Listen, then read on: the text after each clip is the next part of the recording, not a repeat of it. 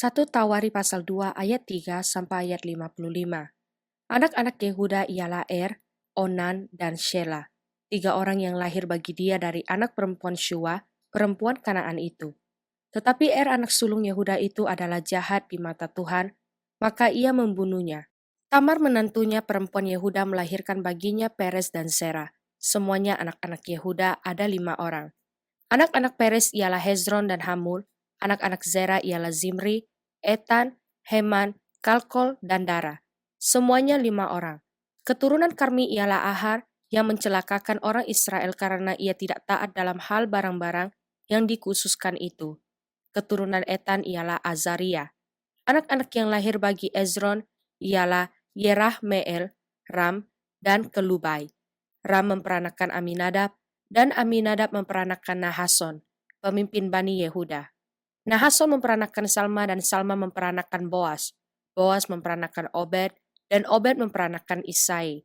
Isai memperanakan Eliab, anak sulungnya, dan Abinadab anak yang kedua, Simea anak yang ketiga, Nathanael anak yang keempat, Radai anak yang kelima, Ozem anak yang keenam, dan Daud anak yang ketujuh. Saudara-saudara perempuan mereka ialah Zeruya dan Abigail.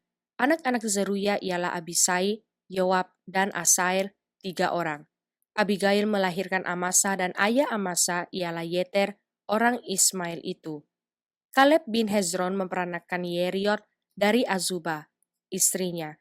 Dan inilah anak-anak perempuan itu, Yesyer, Sobab, dan Ardon. Sesudah Azuba mati, Kaleb mengawini Efrat yang melahirkan Hur baginya. Hur memperanakan Uri, dan Uri memperanakan Bezaleel. Sesudah itu Hezron menghampiri anak perempuan Makhir, bapa Gilead. Ia mengawini perempuan itu ketika ia berumur 60 tahun. Perempuan itu melahirkan Segub baginya. Segub memperanakan Yair yang mempunyai 23 perkampungan di tanah Gilead. Tetapi Gesur dan Aram merebut Hawot Yair daripada mereka, juga Kenat dan tempat-tempat jajahannya, 60 perkampungan. Itulah semuanya keturunan Makir, bapa Gilead. Sesudah Hezron mati, Kaleb menghampiri Efrata, dia adalah istri Hezron, ayahnya, maka perempuan itu melahirkan baginya Asyur bapa Tekoa.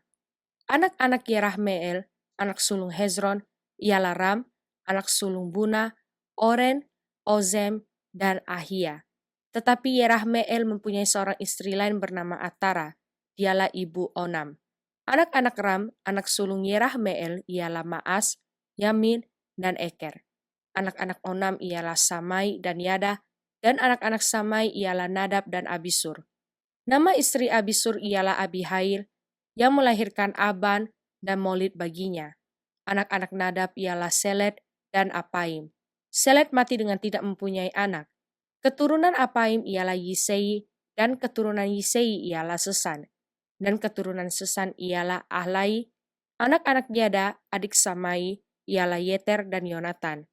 Yeter mati dengan tidak mempunyai anak. Anak-anak Yonatan ialah Pelet dan Zaza. Itulah keturunan Yerahmeel.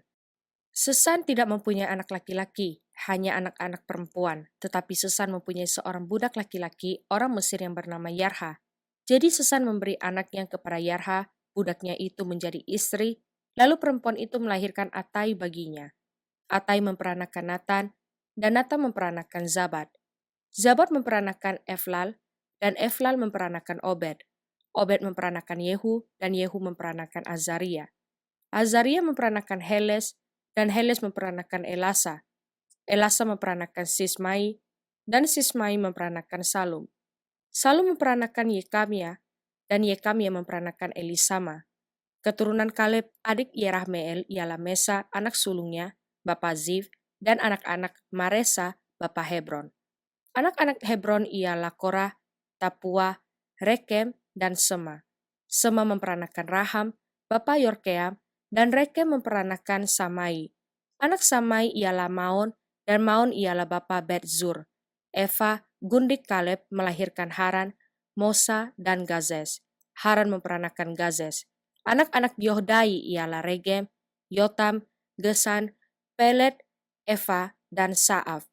Gundik Kaleb yakni Maaka melahirkan Seber dan Tirhana.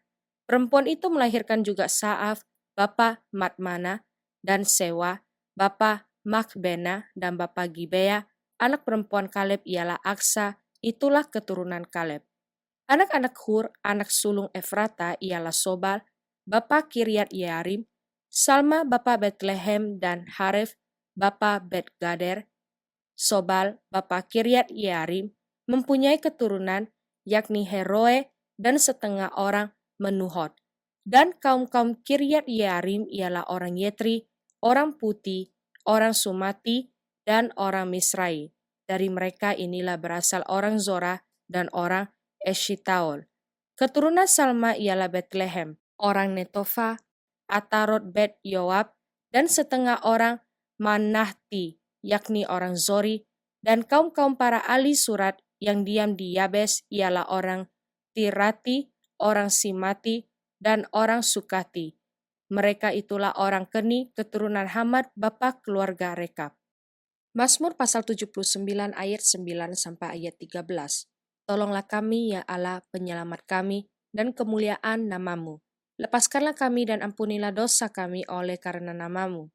Mengapa bangsa-bangsa lain boleh berkata, di mana Allah mereka? Biarlah di hadapan kami bangsa-bangsa lain mengetahui pembalasan atas darah yang tertumpah dari hamba-hambamu. Biarlah sampai ke hadapanmu, keluhan orang tahanan sesuai dengan kebesaran lenganmu, biarkanlah hidup orang-orang yang ditentukan untuk mati dibunuh. Dan balikkanlah ke atas pangkuan tetangga kami 7 kali lipat celah yang telah didatangkan kepadamu ya Tuhan. Maka kami ini umatmu dan kawanan domba gembalaanmu akan bersyukur kepadamu untuk selama-lamanya dan akan memberitakan puji-pujian untukmu turun-temurun. Amsal pasal 17 ayat 15 sampai ayat 16. Membenarkan orang fasik dan mempersalahkan orang benar, kedua-duanya adalah kekejian bagi Tuhan. Apakah gunanya uang di tangan orang bebal untuk membeli hikmat sedang ia tidak berakal budi? Kisah para Rasul pasal 12 ayat 1 sampai ayat 25. Kira-kira pada waktu itu Raja Herodes mulai bertindak dengan keras terhadap beberapa orang dari jemaat. Ia menyuruh membunuh Yakobus, saudara Yohanes dengan pedang. Ketika ia melihat bahwa hal itu menyenangkan hati orang Yahudi, ia melanjutkan perbuatannya itu dan menyuruh menahan Petrus. Waktu itu hari raya roti tidak beragi. Setelah Petrus ditangkap, Herodes menyuruh memenjarakannya di bawah penjagaan 4 regu, masing-masing terdiri dari 4 prajurit. Maksudnya ialah supaya sehabis Paskah ia menghadapkannya ke depan orang banyak. Demikianlah Petrus ditahan di dalam penjara. Tetapi jemaat dengan tekun mendoakannya kepada Allah. Pada malam sebelum Herodes hendak menghadapkannya kepada orang banyak, Petrus tidur di antara 2 orang prajurit, terbelenggu dengan 2 rantai. Selain itu, prajurit-prajurit pengawal sedang berkawal di muka pintu. Tiba-tiba berdirilah seorang malaikat Tuhan dekat Petrus dan cahaya bersinar dalam ruang itu. Malaikat itu menepuk Petrus untuk membangunkannya. Katanya, "Bangunlah segera." Maka gugurlah rantai itu dari tangan Petrus. Lalu kata malaikat itu kepadanya, "Ikatlah pinggangmu dan kenakanlah sepatumu." Ia pun berbuat demikian, lalu malaikat itu berkata kepadanya, "Kenakanlah jubahmu dan ikutlah aku." Lalu ia mengikuti malaikat itu keluar dan ia tidak tahu bahwa apa yang dilakukan malaikat itu sungguh-sungguh terjadi. Sangkanya ia melihat suatu penglihatan. Setelah mereka melalui tempat kawal pertama dan tempat kawal kedua, sampailah mereka ke pintu gerbang besi yang menuju ke kota. Pintu itu terbuka dengan sendirinya bagi mereka. Sesudah tiba di luar, mereka berjalan sampai ke ujung jalan, dan tiba-tiba malaikat itu meninggalkan dia. Dan setelah sadar akan dirinya, Petrus berkata, "Sekarang tahulah aku benar-benar bahwa Tuhan telah menyuruh malaikatnya dan menyelamatkan aku dari tangan Herodes dan dari segala sesuatu yang diharapkan orang Yahudi." Dan setelah berpikir sebentar, pergilah ia ke rumah Maria, ibu Yohanes, yang disebut juga Markus. Di situ banyak orang berkumpul dan berdoa. Dan ketika ia mengetuk pintu gerbang, datanglah seorang hamba perempuan bernama Rode untuk mengetahui siapa yang mengetuk itu. Ia terus mengenal suara Petrus, tetapi karena girangnya ia tidak membuka pintu gerbang itu dan segera masuk ke dalam untuk memberitahukan bahwa Petrus ada di depan pintu gerbang. Kata mereka kepada perempuan itu, "Engkau mengigau." Akan tetapi ia tetap mengatakan bahwa benar-benar demikian. Kata mereka, "Itu malaikatnya." Tetapi Petrus terus-menerus mengetuk dan ketika mereka membuka pintu dan melihat dia, mereka tercengang-cengang. Tetapi Petrus memberi isyarat dengan tangannya supaya mereka diam. Lalu ia menceritakan bagaimana Tuhan menuntunnya keluar dari penjara. Katanya, "Beritahukanlah hal ini kepada Yakobus dan saudara-saudara kita." Lalu ia keluar dan pergi ke tempat lain. Pada keesokan harinya, gemparlah prajurit-prajurit itu. Mereka bertanya-tanya apakah yang telah terjadi dengan Petrus. Herodes menyuruh mencari Petrus, tetapi ia tidak ditemukan. Lalu Herodes menyuruh memeriksa pengawal-pengawal itu dan membunuh mereka. Kemudian ia berangkat dari Yudea ke Kaisarea dan tinggal di situ. Herodes sangat marah terhadap orang Tirus dan Sidon. Atas persetujuan bersama mereka, pergi menghadap dia.